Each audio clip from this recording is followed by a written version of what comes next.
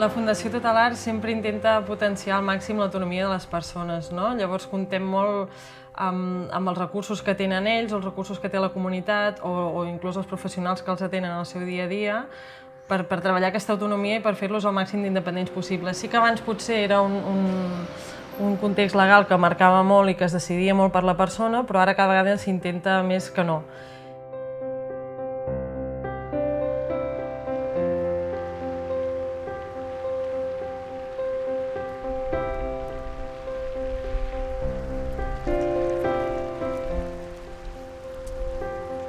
No estem tan controlats. No estem controlats, fem la nostra vida, sortim com vulguem, saps?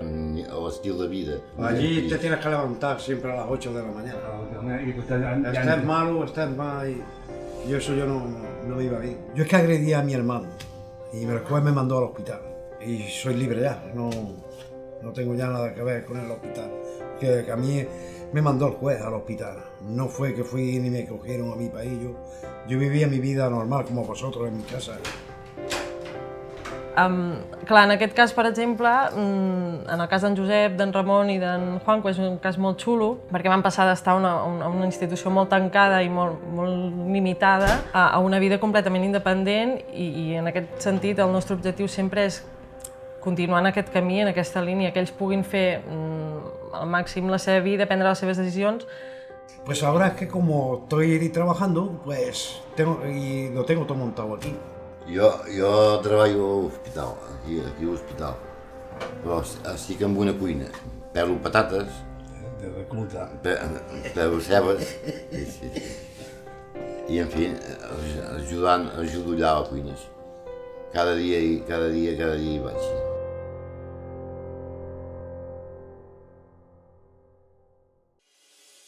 En Drissa, en un huerto. Habichuelas, tomate, cebolla, lo menos 40.000 kilos de cebolla hemos sacado. A Drissa també, company d'aquest. Jo hi problemem jo. Tant que faig de jardiner com a rentaplats. Abans tant treballo a fin de setmana, també treballo. La diferència és que estic aquí al pis i allà només hi vaig a treballar. En aquest cas, al principi sí que, clar, van passar d'estar institucionalitzats a l'hospital a un pis pont, diguem, que tenien suport a diari, a un pis que tenen suport molt de tant en tant. Al principi sí que va ser amb més feina perquè calia organitzar, calia veure també ells com es movien, com s'adaptaven entre ells. Llavors, era molt d'observar, d'anar mirant, d'anar rascant una mica a veure amb quines dificultats es podien anar sortint en el dia a dia i anar-los donant molt suport. Un cop encarrilats i sobretot ells que decidissin com els hi anava més bé la convivència, les seves normes, els seus pactes, com s'organitzarien a l'hora d'anar a comprar. Un cop tenien encarrilat tot aquest camí, llavors sí que ens vam anar retirant cada vegada més en les coses que vèiem que ells ja podien per ells mateixos i que no necessitaven de suport. Sí, certament és possible una vida independent, amb les ajudes necessàries i des de l'Institut d'Assistència Sanitària a la xarxa de salut mental s'està treballant en aquesta línia des de fa molt de temps. Com sempre, amb les ajudes necessàries i amb els recursos necessaris. Més pisos, falten que els empresaris també se'n donin compte que poden llogar a persones amb trastorn mental perquè hi ha un suport darrere. La clau seria que tots els implicats vagin amb la mateixa línia, que donin veu als pacients, que treballin conjuntament. Yo voy al centro de salud solo, centro de salud mental. Jo vaig al pla i vaig cada 2 mesos i fem control de pes i mirem pressió. Jo vaig al metge un cop a l'any, vaig al metge jo.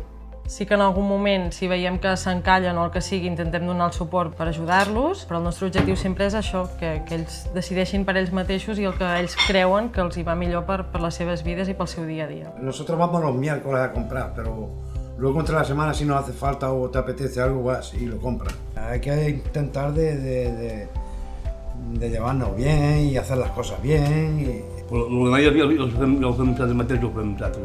Ens rentem les robes, ens rentem tot. I traiem Tenim els diners que necessitem, saps? Lo que hace falta. la comida de cada semana. Cada semana. Y si sucede una cosa, una puerta o eso, lo llamamos a la fundación I a part d'aquestes visites de cada 15 dies, sí que si sorgeixen problemes, no sé, fa poc se'ls va espatllar la rentadora, sí que ells tenen l'autonomia de trucar i de dir, escolta, ens ha passat això, o cal fer aquesta reforma, o amb la roba també, no? Fa poc parlàvem amb en Josep em va dir, falta roba de cara a la tardor-hivern. Doncs llavors, bueno, ja quedem amb ells i fem visites extraordinàries. Si hem de quedar més sovint, quedem més sovint.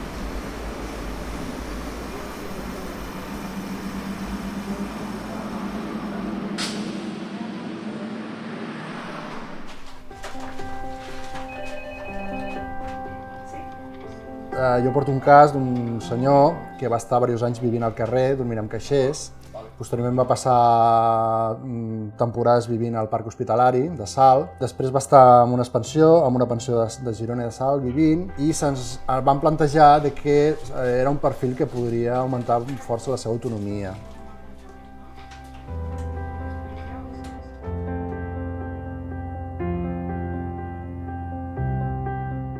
Bueno, jo vaig començar a estudiar empresarial l'any 1982-83, quan vivia amb els meus pares al centre de Girona, i com que a casa l'ambient familiar era bastant difícil perquè els pares es discutien molt i tiraven ampolles pel terra i tancaven plats i tancaven vasos, però això em va afectar una mica psicològicament, i el 86 ja vaig fer el primer ingrés al psiquiàtric de Salt, que em van tractar bastant bé, i vaig estar uns quants mesos ingressat per problemes psiquiàtrics. Però des que estic a la fundació no estic bé i no he robat mai més, m'he posat sempre bé. He dormit en un roló, he dormit en pensions de mal amor, he dormit en llocs molt raros, i mai m'hagués imaginat que tindria un pis tan guapo com aquest amb totes les comoditats que tinc. Mai m'ho hagués imaginat.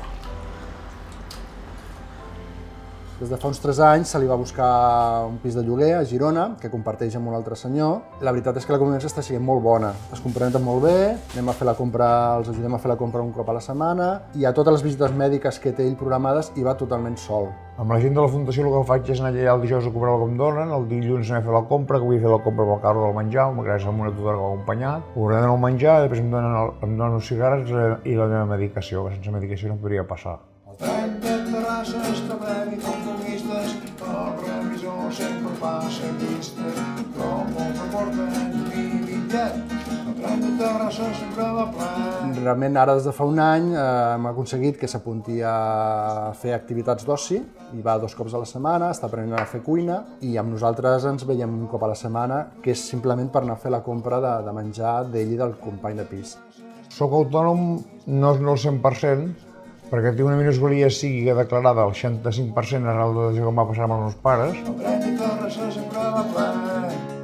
Llavors, clar, necessito persones que m'ajudin. Hi havia una dona de neteja, ajuda a netejar els plats, hi havia una senyora aquesta allà d'ajuda a la llar que m'ajuda a fer el menjar, m'ajuda a fer la llista de la compra i aquestes coses. I després tinc un company de pis que és un bon noi, que me'l vaig recollir perquè ell estava en una mala situació econòmica, i aquest noi m'ajuda a col·locar el menjar, o fa menjar, o m'ajuda a fer les tasques de la casa. Estic molt content d'ell. No, realment és un cas amb èxit, és un cas que hem tingut molt d'èxit amb ell, i ell està molt content. Les gallines posaran nou al seient i faran una truita en el seient. En tot aquest procés, la gent més important és el pacient. I, evidentment, la gent de l'entorn, podríem dir família, podríem dir gent amb qui té relació, gent important per ell, etc. O sigui, el punt clau, que dèiem que és el pacient, és respectar la seva voluntat. Per tant, no podem prendre decisions per ell. Al fons treballem perquè ell recuperi la seva dignitat i per tant, que pugui decidir què vol, no? L'únic que m'agradaria és que em paguessin més sovint viatges a Barcelona de xicota, perquè tinc l'ajuda de Barcelona, però per això estic content amb la Fundació i em sento que estic més protegit amb la Fundació que estigués pel meu compte, però si estigués pel meu compte segurament cauria en l'alcoholisme o coses així, i gràcies a ells estic per una vida més sana que abans. Cal canviar aquest concepte, no? Nosaltres ja et protegirem, ja et direm el que has de fer, ja no sé què, canviar-ho per què vols, en què et puc ajudar? És diferent, és molt diferent. A nosaltres ens interessa més que els pacients vagin a recursos normalitzats que no que vagin amb recursos molt especials per gent de salut mental. Aquest canvi serà possible no només si la xarxa de salut mental hi treballa, sinó també la societat canvia el xip. I de vegades res els sants, però quan li diuen aquest està sonant res els sants, doncs a mi de vegades resar em va bé, que vol que li digui, ja està.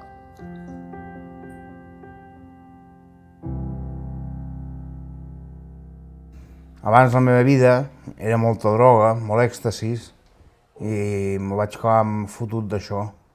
Vaig estar 4 anys prenent èxtasis i em vaig menjar el coco.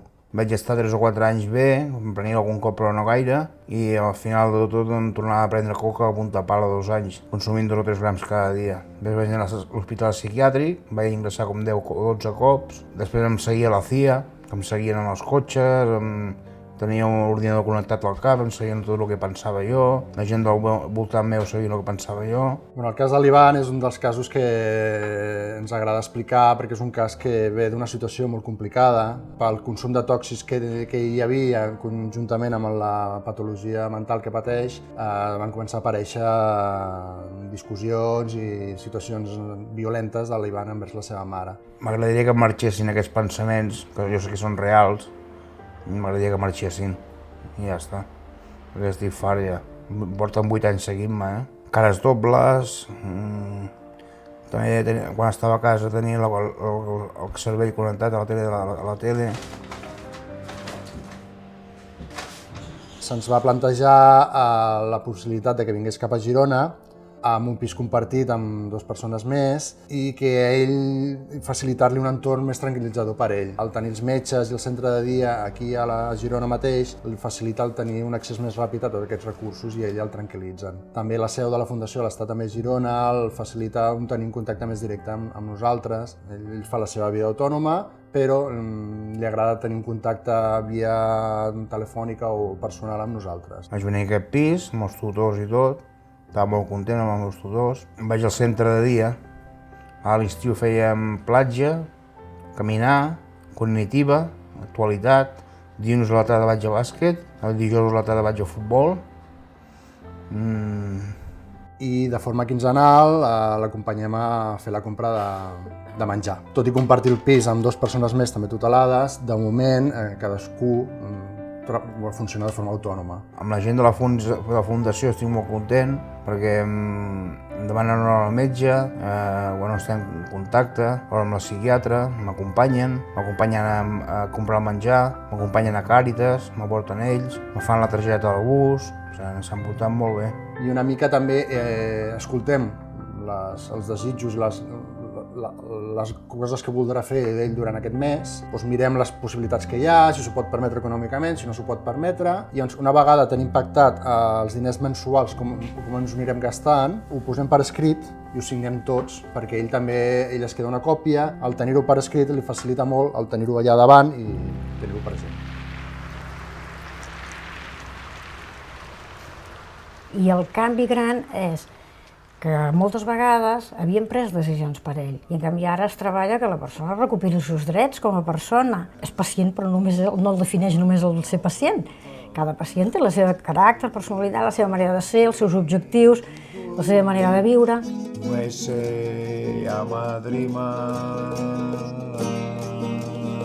Me falta per ser feliç un cotxe bo.